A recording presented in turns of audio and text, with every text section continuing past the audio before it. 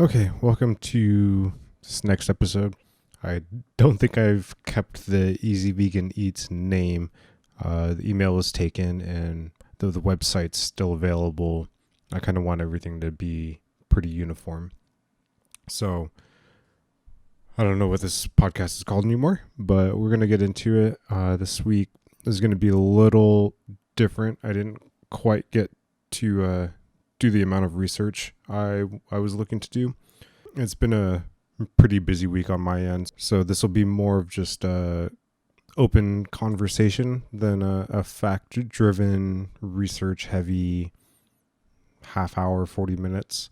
This is going to be my personal relationship with smoking, if I consider smoking to be vegan, and if the general consensus is smoking being vegan. And this is strictly just about cigarettes, not about weed, meth. So what I've gathered, which I'll get back into towards the end of this, is that a lot of people do not consider smoking to be vegan. There are a lot of companies that do test on animals or that have tested on animals, which isn't my barrier of entry for this. There are a lot of things we deal with in day-to-day life that companies are mandated to test on animals, or that they just parent companies will test on animals or have certain restrictions just to get their products in the marketplace. So a lot of those products that do test on animals that vegans will overlook has to deal with medicine, some makeup companies, things that are almost seen as a necessity for comfortable living in our time that we're living in right now. And so you can argue that if animal testing is okay in medicines, then why would it not be okay in smoking? A lot of tobacco companies will include animal products in their actual tobacco blends, though. So those are a little easier to distinguish as being not vegan. There are plenty of ingredients for flavoring or for anti-burning chemicals, so that the cigarettes are more likely to go out and not burn your house down, that are derived from animals specifically. So for those cigarettes, those tobacco companies, I do consider those to not be vegan, but that doesn't mean cigarettes as a whole is not vegan. So my personal history with it, of when I started smoking, growing up, my stepfather, my paternal grandmother, and my paternal grandmother's sister all smoked, and not that I was around them every day.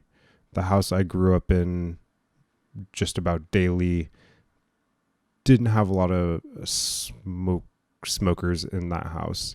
But growing up, smoking wasn't it wasn't an unknown. I knew smokers growing up the whole time. I started smoking personally, though, when I was about 14. It was summer going into my freshman year of high school, and that's when I first went in with a friend to buy a pack of cigarettes. And I didn't like them too much. Wasn't a huge fan of the cigarettes that we bought.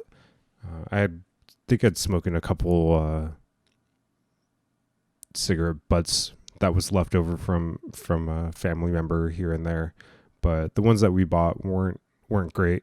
And then I think about the time I was 16 is when I started smoking regularly. I found a pack of cigarettes that I liked and bought those. Would go through about a pack through the week, Monday through Friday, that I would split with a friend, and then on the weekends I would buy my own. That would last the weekend, and then start over on Monday. We'd split one. It would last till Friday, and then, it's just a cycle that went until I was about 17, 18, and then just started buying my own cigarettes outright. The The cigarettes I did smoke, like I said, the first ones I bought, I wasn't a fan of. I used to see them in the store a lot, and it was in a black and green packaging. Green, I believe, is just about always been my favorite color, and the black and green just looked really nice. It was a brand called Salem's, and I just really loved the packaging. So when I first went into buying a pack of cigarettes, those stood out in my mind, and they weren't good. They were a menthol cigarette, and I wasn't a fan of menthol cigarettes, so I don't think we smoked more than 2 of those cigarettes, one each. And I think we just tossed the pack. Wasn't a good experience. But when I did actually start buying my own cigarettes, I was just kind of testing everything out, seeing what was cheap and what I can afford, because, being a teenager, I didn't have much money at all. But I went to Marlboro 27s, which were a seemingly less popular Marlboro cigarette, but it did have a sort of caramel flavor to it that I enjoyed. I didn't really like the flavors of cigarettes that I would steal from family members or bum from friends. I wanted something a little bit more tasty, and these 27s kind of did it for me, as well as being cheap. I think when I started buying packs of cigarettes, they were just about $5 a pack, maybe $4.50, somewhere around there. After 27s, though, got over them for whatever reason. I went to Marlboro Mediums, which are like the traditional Marlboros, but just a bit longer, if I remember correctly. And then I went from there to Marlboro Reds, which I believe is just a shorter version of the mediums. Again, I'm not entirely certain, but it's about the only difference that I was able to conclude was the mediums seemed longer than Reds. I don't know why I went to Reds, actually. I don't think it was very long-lived either. But Marlboros started kind of making me nauseous. They weren't as fulfilling and didn't taste as great. They burned real quick. And I just wasn't a fan of them. And a lot of my friends at the time were smoking Camel filters or Camel 99s. So then I went to try and experimenting with some Camel cigarettes, and going through all this trouble trying to find a cigarette I liked. I really should have just stopped smoking if I didn't like smoking, but I think I enjoyed a part of it, and it was just kind of finding that right flavor, which to this point I haven't really had, just the 27s for a little bit. But I went to Camel Signatures, and those were a very fruity cigarette, and those were, I don't even want to say good. I just remember them being real flavorful and didn't taste like a cigarette at all. It almost tasted like candy. And then they came out with these like little cigarette drops where you can, add blueberry flavor or something like that to your cigarettes. So I think I was getting into that at the time too. So just having this real fruity tobacco blend with this extra like potent juice on top. That's kind of what I had for the summer, but then they stopped making the Camel Signatures. So after Signatures, I went to filters, like a lot of my friends were smoking, and I wasn't a huge fan of the Camel filters. They tended to burn really fast, and with the rate at which I would drag on the cigarette, the filters would get really hot and then start to burn my lips. So I wasn't a huge fan of those. I never went to the 99s, but I did switch from Camels to American Spirits at that time for no particular reason. I think I just had one time or saw them and wanted to give them a try. But they had this dark red pack, and I don't quite remember what the blend was called. I think they still sell it in pouches, but they used to sell it in the hard packs. And I would smoke the American Spirit Reds. Those were a favorite for a year or two, and they stopped making them in hard packs. So then I went to the American Spirit Blacks, and this was probably in about 2009 or 10. I was about 21 years old when I went to the American Spirit Blacks, and now I'm 30 and I still smoke those. They did come out with a gray pack that was like the black ones, just a bit lighter. And I had those for a couple weeks. I'd buy them randomly, but I've been stuck on the blacks. They last a long time. They're not cheap, especially with the growing tobacco taxes, at least in California. But that's where I've been since. And aside from a year and a half when I quit, but when I went back to smoking, that's right where I went back to. They seem fine. They taste fine. I don't have any issues with them and don't see myself leaving the American Spirit family anytime soon. I did start vaping for a while. I didn't have a huge interest in it to begin with.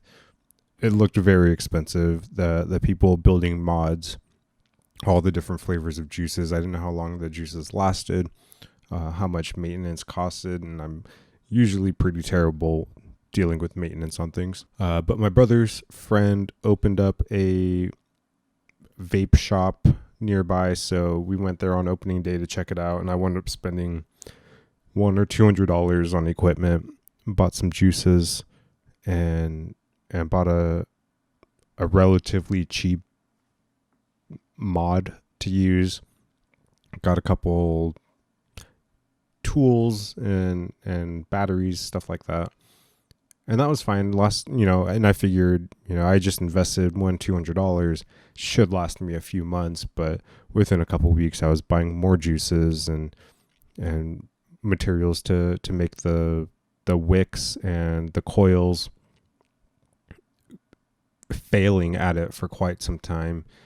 And when I would fail at it, I would eventually go to a shop and then have them build it, which compounded on money, and then just trying new juices from different stores, compounding on even more money. So it wound up being a year or two of me experimenting with different mods, different juices, different brands, different vape shops, and spending a ton of money just trying to figure out where I can fit in that lifestyle.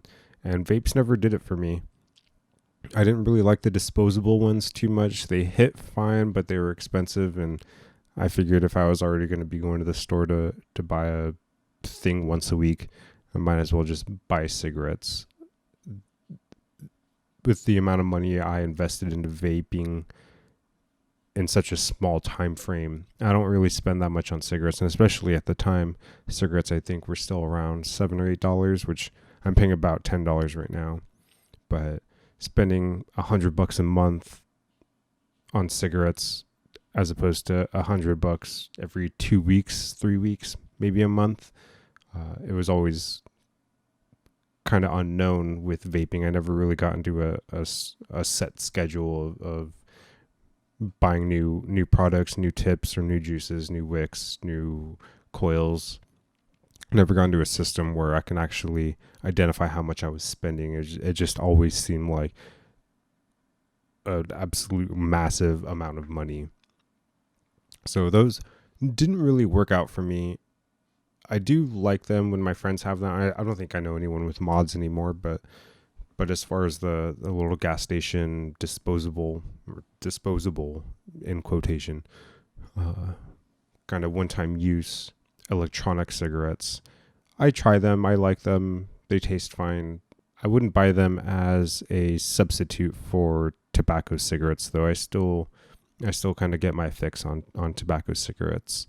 With vaping, it was a lot easier to hide that I was smoked, and especially starting so young. I did have some family that smoked, but no one was really accepting that I smoked, and even if they were, I didn't want to find out. I did get caught with cigarettes a few times as a teenager, and of course my family wasn't too thrilled, but I always kind of played it off, not successfully, but tried to play it off that, they weren't mine, or I quit, or I don't smoke too much. Whatever my excuses weren't great. So, and especially growing up, I've had a couple jobs that are pretty lenient on smoking. Most of my jobs have been working late evenings or overnights, and a lot of people still to this day working on those late third graveyard swing shifts. There's a lot of people that smoke in that sector of the work environments. And anytime I've worked during the day, it's real looked down upon. People that work at 8, 9, 10 in the morning, noon. Those people don't encounter it too much, I've noticed. So depending on what job I have, it's, you can either, find a friend, borrow a lighter when you need to, or hide it. And in my job right now, I've noticed, or I haven't noticed, but we found a little corner of our parking lot where the smokers would hang out. And there is a smoking bench, but it's on the busy corner. It's not shaded. There's a lot of noise. It's a pretty small area, but people right now at my work can, go park in the back of the lot and be pretty undisturbed, or, not have the whole building watching them know who the smoker is. And not just at work though, but trying to date and have relationships. A lot of people, especially nowadays, with smoking being such a turn off, it's smelly, it's expensive, addictions in general, not great to bring into relationships, but it's pretty hard being a smoker and trying to date. You generally have to date other smokers. People who don't smoke generally don't want to put up with people who do. It is a stinky endeavor, and no one really wants to kiss a smoker even after they brush their teeth. You can still kind of taste that unless you're a smoker yourself. So smokers don't mind dating other smokers, I assume. I haven't seen any issues with that. And then non-smokers would prefer and generally have the options to date other non-smokers. Since smoking is, I believe, in the minority now, it's a lot easier for non-smokers to find other non-smokers as opposed to smokers trying to find another smoker. I think that's the harder of the two camps. I think I have dated a non-smoker. It might just be one though, and I can't imagine it lasted more than a couple weeks. And not that we saw each other every day either. And generally, in a new relationship, if the person doesn't smoke, I'll try and lay off the smoking if I know I'm going to be around them, or be in their environment at least. In my environment, if I'm around my friends or going to concerts, I want to just doing things on my own. I'll kind of stay true to who I am. But as smoking is getting less and less popular, which is a good thing, I want it to keep getting harder and harder and more expensive and more expensive. Hopefully one day it'll be too expensive for me to justify in staying a smoker. When I was a teenager, they proposed raising cigarettes to be $10 plus in California, and I kind of balked at it and was like, no, because at the time cigarettes were $5 or less, and I was like, no, if cigarettes are ever $10, I'm going to quit. And now they're about $10, and I haven't quit, and I have no sign of quitting. I spend about $100 a month on cigarettes, which $1,200 is kind of a lot, especially for something as stupid as smoking, but that's $1,200 that is with me every day. It's rare I go a day without smoking. There might be days where I'm hungover, or it's just like real hot outside, where I will smoke maybe 1 or 2 cigarettes a day. Generally, I'm in the 4, maybe 5 camp on the weekends, maybe 10.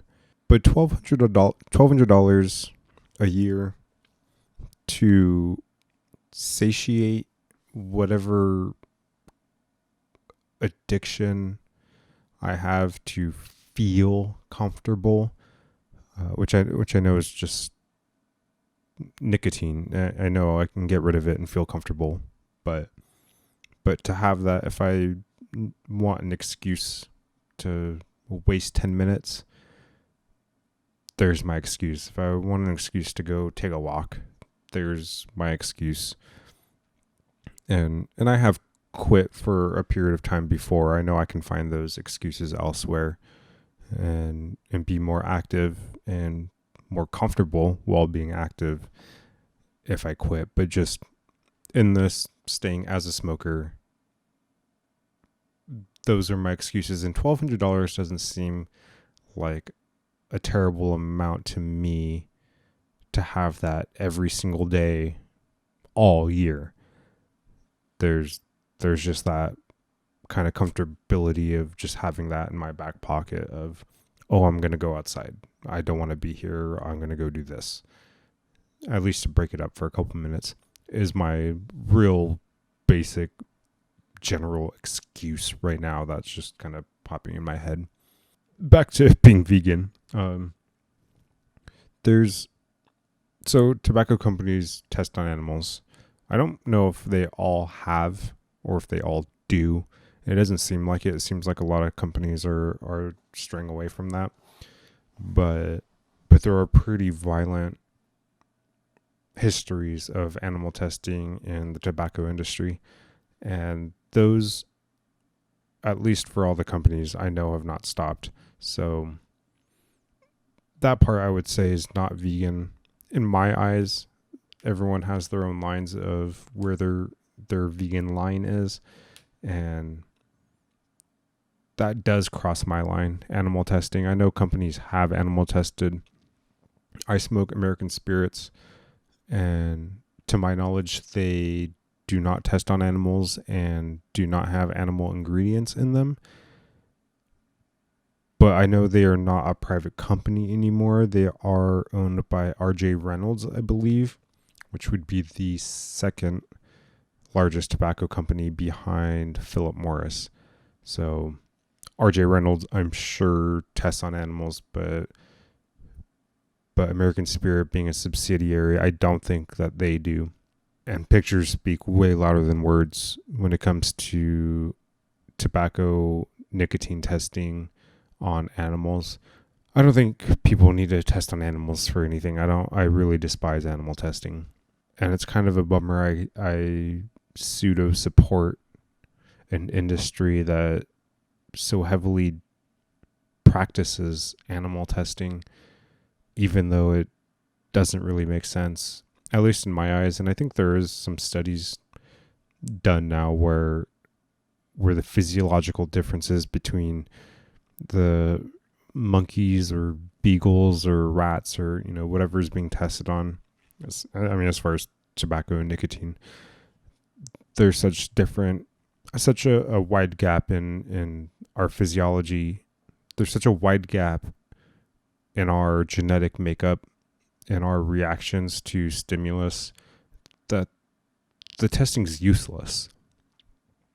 And I think it's wild that people will still keep going when so many people want to just turn a profit as easy as possible, that they'd waste so much money in something that doesn't work. It's baffling. Another part of veganism, which isn't really vegan specific, but is related. Everyone has their own reasons for going vegan, and usually it's not just one reason. Most people will start on one reason. The basic three are environment, health, and animal rights. And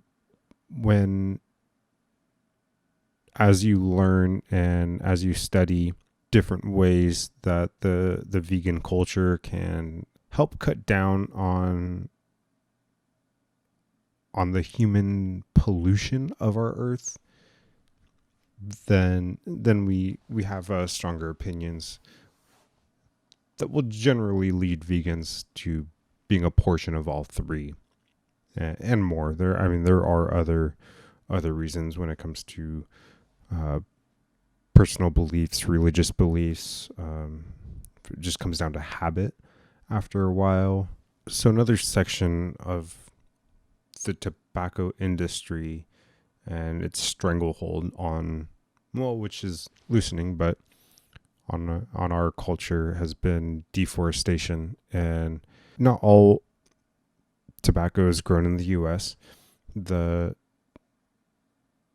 just a real basic top level excuse I have is that the cigarettes I buy is grown in the U.S. Not to say that that's better, because there are still labor issues when it comes to American Spirit tobacco, I believe. So it's not to say that they're perfect or anything, but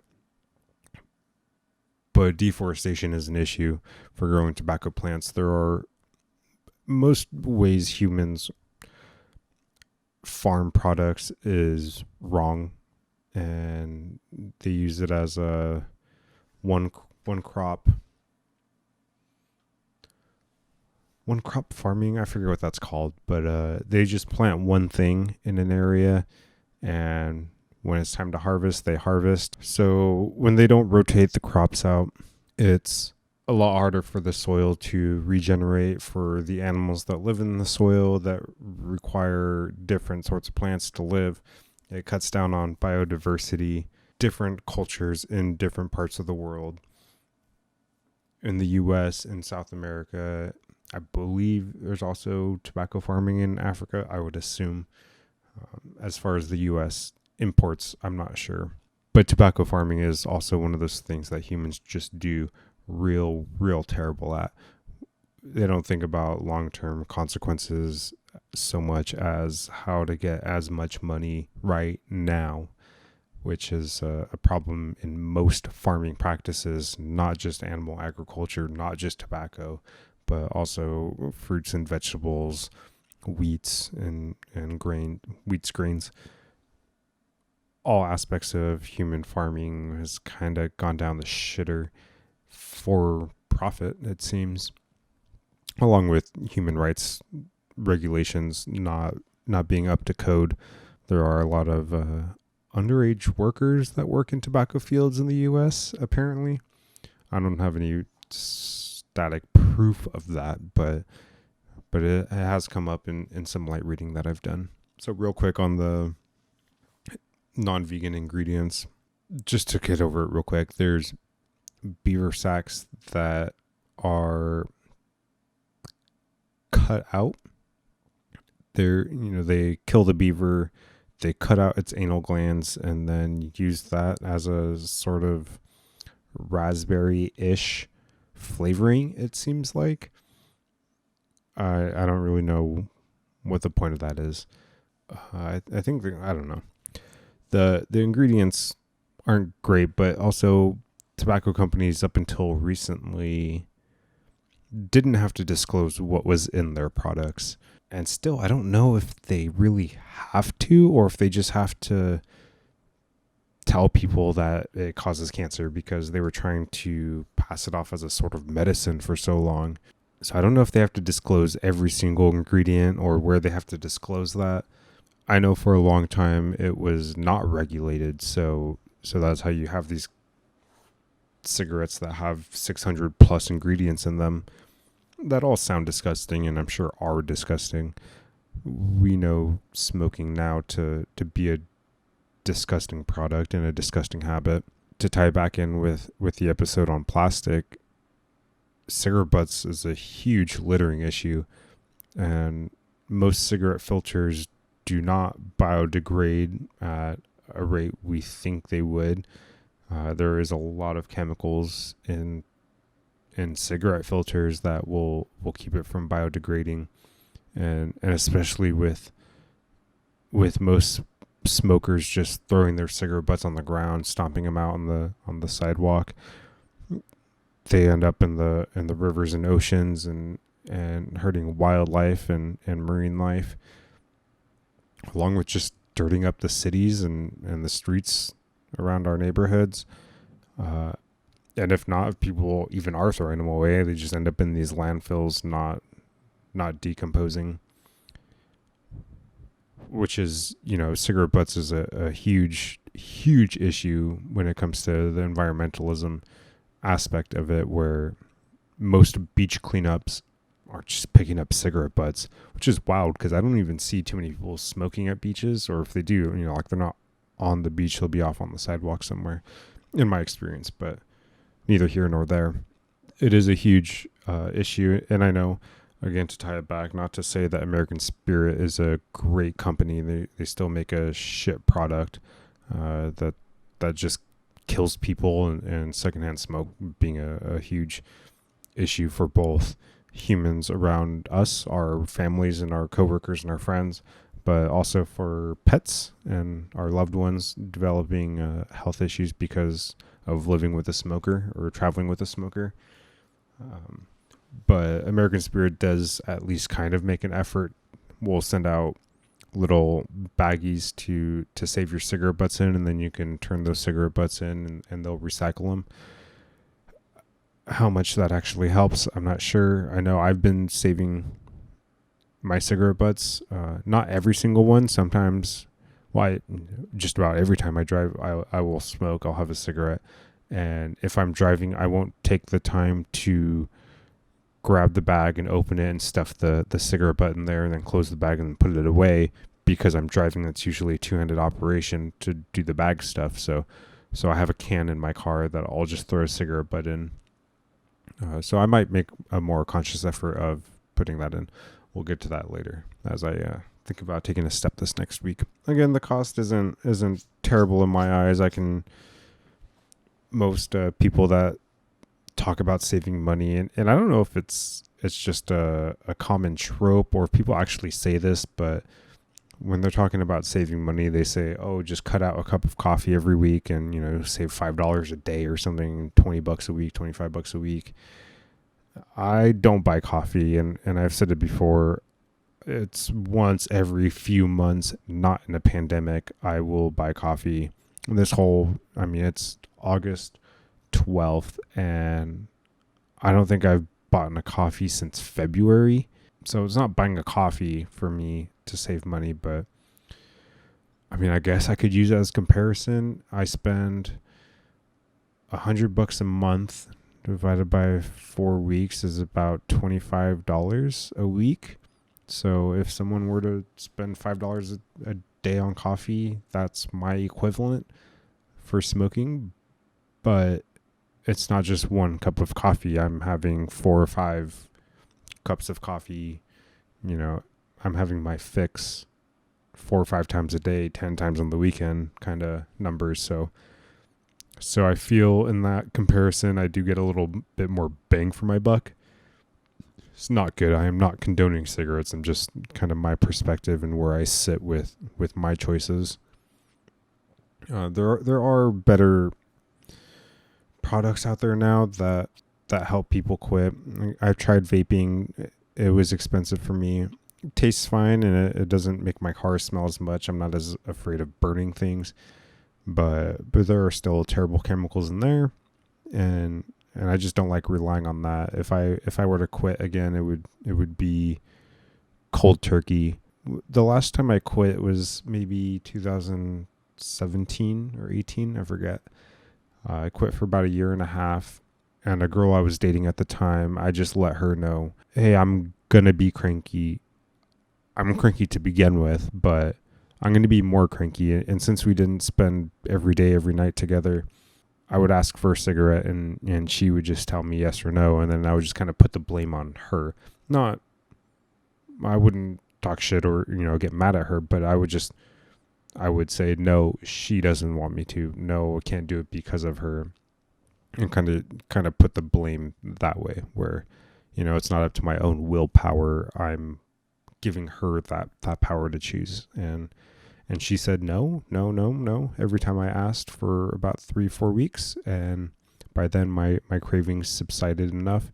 I had traveled, I had drinking, I had gone out to the casinos, I did everything not on purpose, but in my power to trigger my nicotine addiction. And every time I wanted a cigarette, I would text her and ask if I could have one. She would say no, and I wouldn't smoke.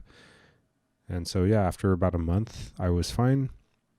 Lasted about a year and a half, and then, we had split up. I was at a party, and I won a cigarette and a bet, and figured why not, and then just started smoking all over again. That's my fault, but I also kind of like smoking. It gives me something to do. Again, my shit excuses. I have books that I need to finish. I have way better things to do with my life, but that's what I choose to be addicted to right now, I suppose. In the future, I don't know if I see myself quitting. I'm sure I do at some point, but it's not anytime near. I don't really go out or date or do anything of that nature. So my life is in solitude most of the time. If I'm not at work, I'm alone.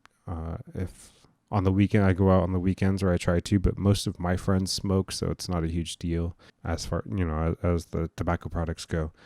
Until I change my friend group or change my living location. I mean, I don't really know. I don't really know what it would take to get me to decide to quit again.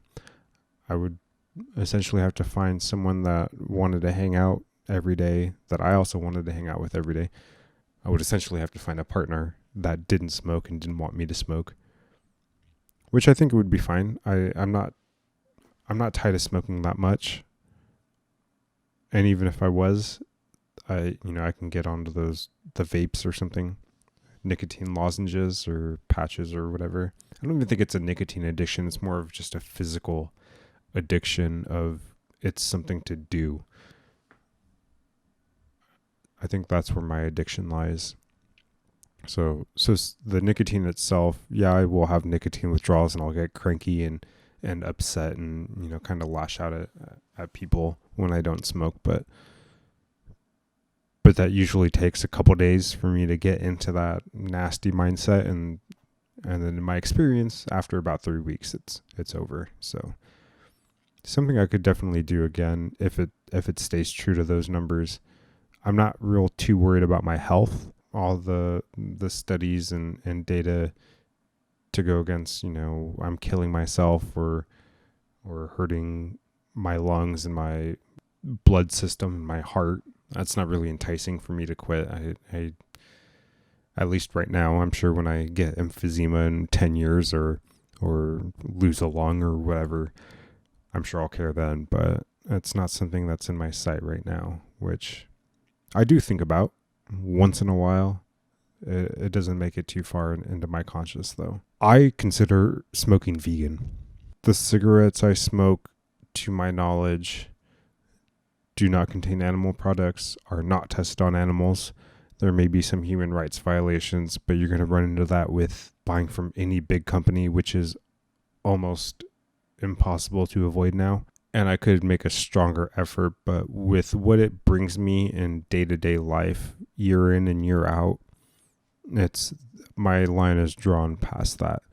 I consider smoking to be more beneficial to me right now and in my recent past than a lot of other things I could be doing with that time or with that money. And supporting a company like American Spirit is at least in the right direction. I don't want to say I attribute it to this, but Ben & Jerry's makes ice cream. Ben & Jerry's ice cream is put out by Unilever, and it's not the original owners anymore.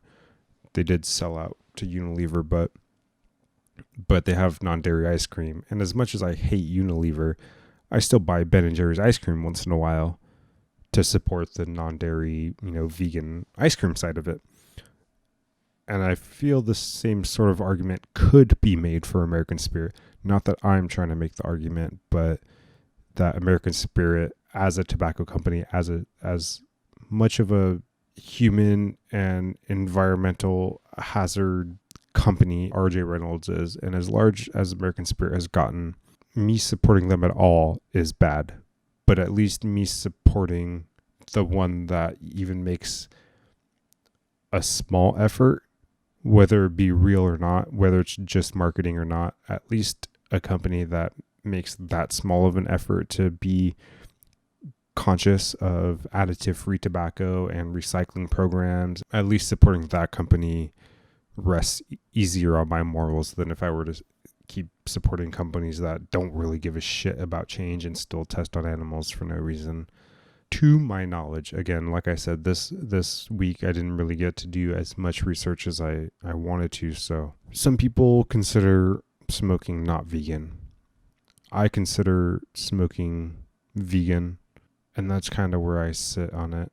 Even if it wasn't vegan, I think I would still smoke, at least for a little bit. It's an addiction, I know that, but I don't want to lay on that. It's a habit I have, that I've grown to have, that I choose to have. When I don't have a need for it anymore, I don't think it'll be too hard for me to let go.